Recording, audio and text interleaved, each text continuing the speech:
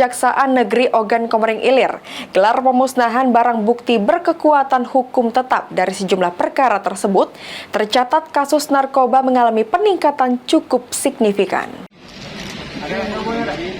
Dihadiri PJ Bupati Ogan Komering Ilir dan sejumlah unsur Forkopimda. Pemusnahan barang bukti digelar di kantor Kejaksaan Negeri Ogan Komering Ilir pada Selasa pagi. Pemusnahan barang bukti dilakukan sebagai bukti sejumlah perkara tersebut telah memiliki kekuatan hukum tetap atau ingkrah.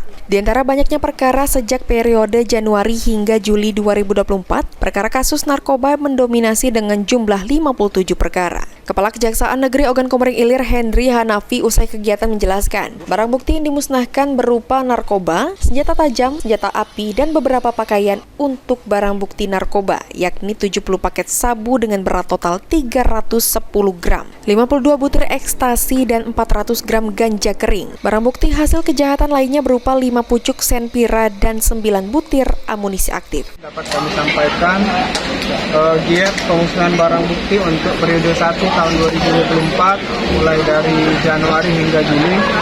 Terdapat 57 berkas perkara narkotika dengan paket sabu-sabu sebanyak lebih kurang 70 paket atau bungkus dengan total berat 310 gram. Ini yang di luar dari yang sudah disisihkan ya.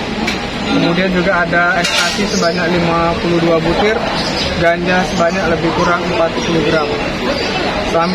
Selain itu juga pada hari ini juga kita lakukan pemusnahan senjata api dengan cara dipotong.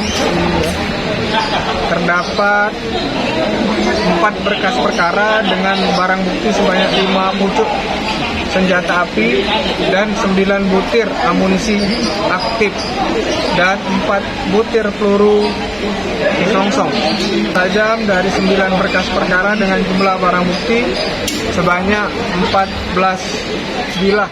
Dalam kegiatan tersebut, Kejari Ogan Komering Ilir mengungkapkan ada 2 kasus pidana yang mengalami peningkatan cukup signifikan, yakni kasus narkoba dan kasus asusila. Meningkatnya kasus tersebut menurut Kejari harus menjadi perhatian serius bagi pemerintah Ogan Komering Ilir.